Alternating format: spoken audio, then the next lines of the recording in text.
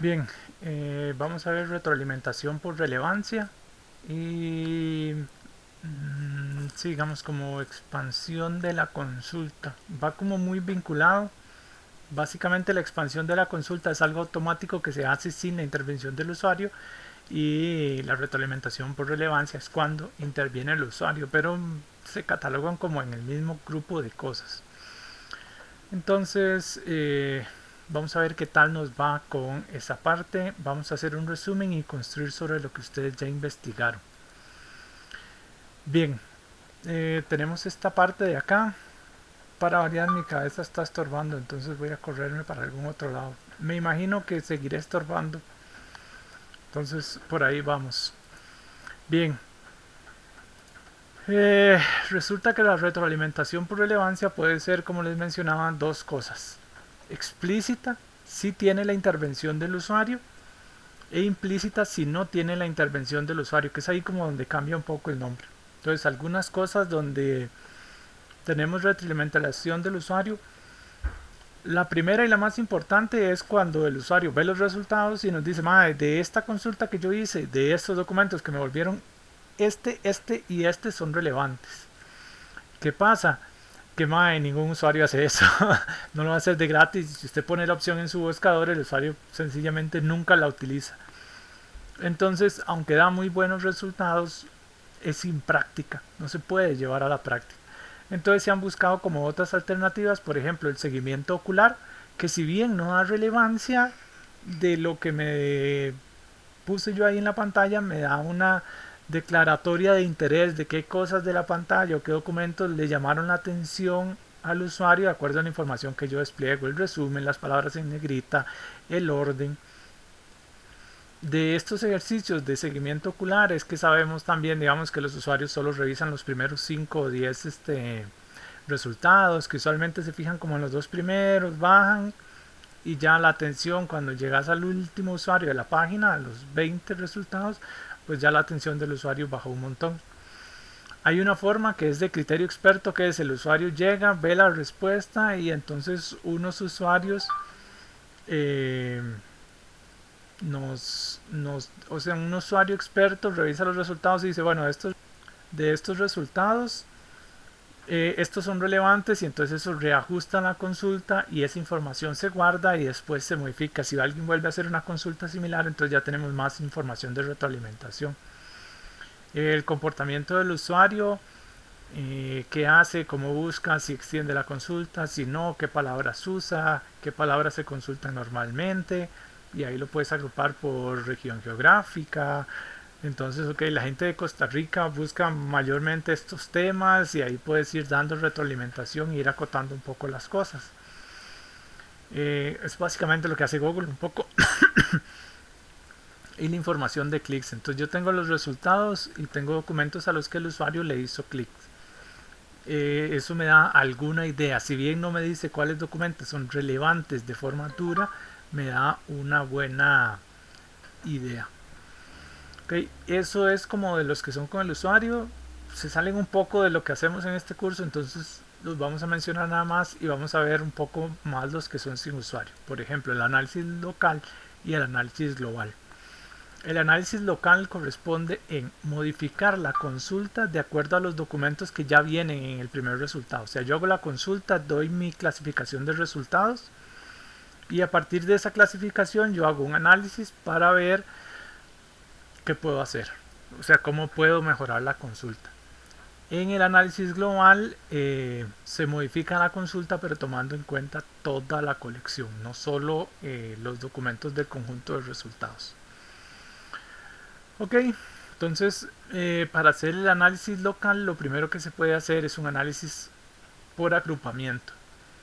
O sea, yo tengo el conjunto de resultados y voy a calcular una matriz de correlación de términos. De los términos que tengo ahí en esos documentos del conjunto de resultados voy a calcular una matriz. Esa matriz es multiplicar la matriz de frecuencias por la matriz de frecuencias transpuesta. Lo que va a hacer ahí es que cada IJ de la matriz va a tener un mayor valor mientras más presencia tengan los mismos términos en los mismos documentos. Entonces esa es como la correlación, digamos, si el término hola y adiós salen 18 veces en el documento A y en el documento B, entonces eso va a hacer que haya una correlación muy alta entre el término hola y adiós. Acá viene una aclaración, vamos a hacerle zoom porque con esta letrita no se ve, pero es esto: mientras dos términos I y J más aparezcan juntos en muchos documentos, mayor va a ser el valor que va a quedar en la matriz. Ahora, eso es como la parte matemática de los números. La idea es esta, digamos, mientras más alto el valor C y J, o sea, de cada valor de la matriz, mayor contrarrelación hay entre los términos I y J. Entonces, una cosa es como el cálculo y otra cosa es qué representa el cálculo, que es particularmente en recuperación de la información es súper importante tenerlo presente. Ahora, este agrupamiento o clustering por correlación de términos tiene un problema, que es que se fija en la presencia de los términos dentro del documento, no importa la posición. Entonces ahí usted puede decir, bueno, sí, o sea, se usan en dos documentos y eso hace que estén más, se usan de forma repetida en muchos documentos y ahí hay alguna correlación, pero no es como tan inteligente. Entonces hay otras variantes. Una de esas es por cercanía. Es la misma idea. Yo voy a calcular mi matriz de correlación, pero esta vez voy a cambiar la forma en la que hago el cálculo. Entonces, para todos los documentos en el conjunto de resultado, voy a tomar todas las apariciones del término en los dos documentos, digamos, estoy comparando dos documentos y voy a hacer la sumatoria de esas cosas. Uno, entre la distancia entre la ocurrencia número n de i, porque recuerden que un término puede aparecer varias veces en un documento, eso es la frecuencia, y la ocurrencia número m de j en el mismo documento. Entonces hago un cálculo ahí de, ok, qué tan cerca están esos términos en los documentos, lo sumo todo y eso me va a dar el valor. Ese me va a dar el valor de correlación, digamos, y lo que voy a hacer es, tengo los términos de la consulta, busco cada término y entonces en la matriz de correlación busco los que tengan los valores más altos.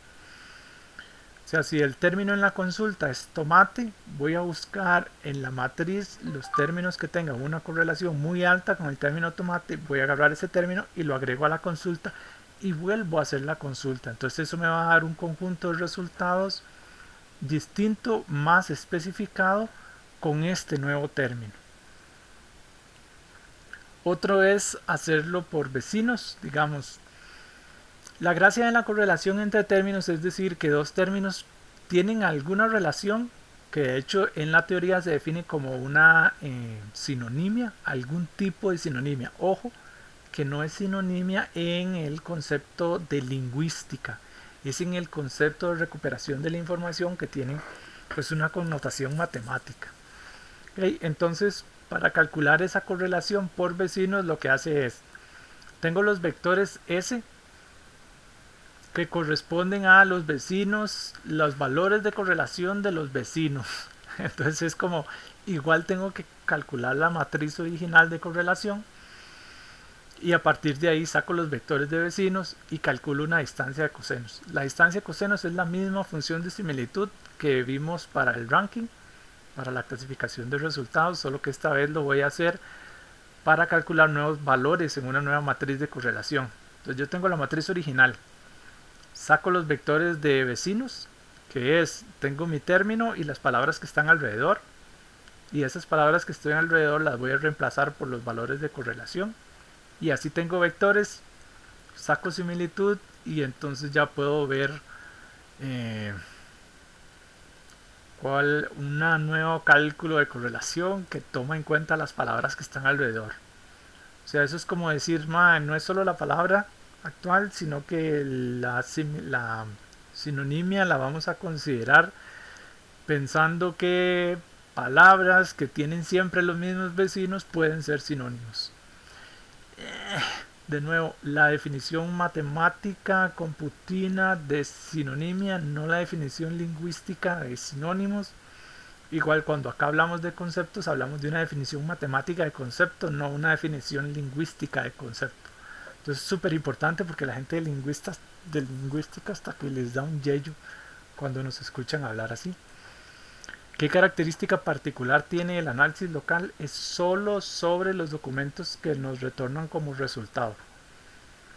Esto lo aclaramos porque en el análisis global se hace considerando la colección. Ok, hay otra forma de hacer análisis local que es análisis de contexto local. Esta es una forma que es como mezclar un poco análisis global, que todavía no hemos visto, y análisis local. Entonces, ok, ¿qué es lo que hace el análisis de contexto local? Él va a recibir nuestro conjunto de resultados. De ese conjunto de resultados va a calcular un conjunto de conceptos. Un concepto, y de nuevo, definición computina de concepto. Un concepto acá va a ser un grupo de 1, 2 o 3 sustantivos que aparezcan juntos en los textos. Entonces voy a agarrar todos los documentos que vinieron en mi conjunto de resultados, voy a ir uno por uno y voy a identificar los grupos de sustantivos y los voy a poner ahí en una lista de conceptos. Bien, ahora voy a hacer la búsqueda. Entonces la búsqueda voy a retornar los primeros M resultados, pero esta vez no van a ser documentos. En este análisis de contexto local no voy a tener la unidad de documento como la teníamos antes, sino que ahora van a ser pasajes. Eso quiere decir que voy a tomar un documento de la colección y lo voy a dividir en segmentos de 300 términos. Y cada uno de esos va a contar como un resultado. Okay, entonces voy a rankear pasajes en lugar de rankear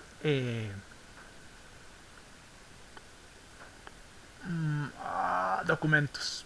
¿Qué me permite eso? Me va a limitar el alcance de los vecinos y de las palabras que yo voy a estar considerando. Entonces voy a considerar solo las palabras que están en un contexto más cercano.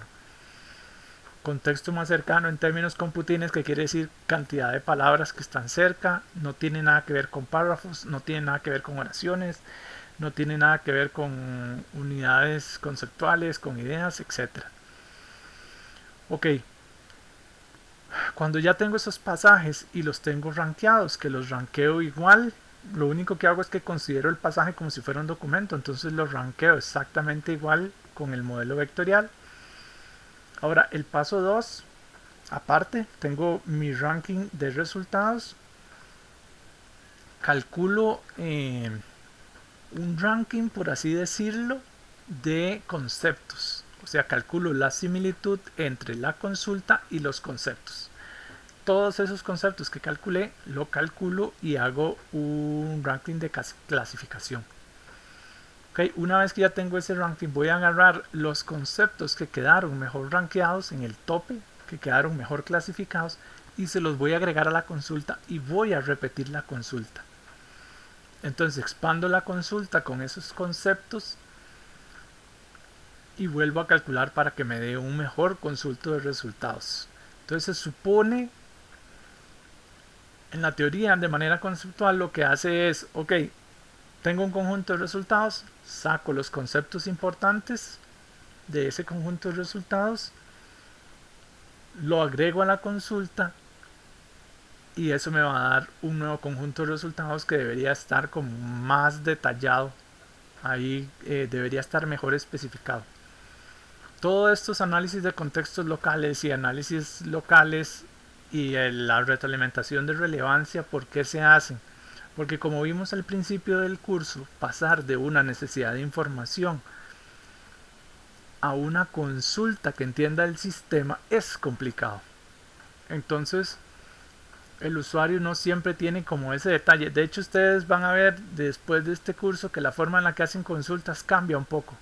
Porque ustedes ya saben como, hey, esta cosa funciona por términos, si no tengo el término, ¿cómo considera el término? Entonces empiezan a considerar otro montón de cosas a la hora de construir la consulta. Entonces la forma en la que ustedes, aunque sea inconsciente, la forma en la que ustedes de ahora en adelante van a hacer consultas en los buscadores como Google, como Bing, Ecosia, etcétera, va a cambiar un poco. Porque entonces es como, sí, ya sé que es por términos, sé que tengo este concepto, esta madre, cuáles son los mejores términos, cantidad de términos, estrategias que voy a usar, etcétera. A un usuario eh, no técnico, esta parte se le va a complicar un poco. Entonces, y ahí es como, pucha, un poco complicado. Entonces, todas estas estrategias vienen a ayudarle al usuario a ver esa parte. Para el siguiente video vamos a ver análisis global que se hace con Thesaurus. Un Thesaurus como un catálogo. Entonces, procesamos la colección antes, tenemos algunos recursos disponibles y los vamos a utilizar para mejorar los resultados. Eso sería por este video y nos vemos en el siguiente.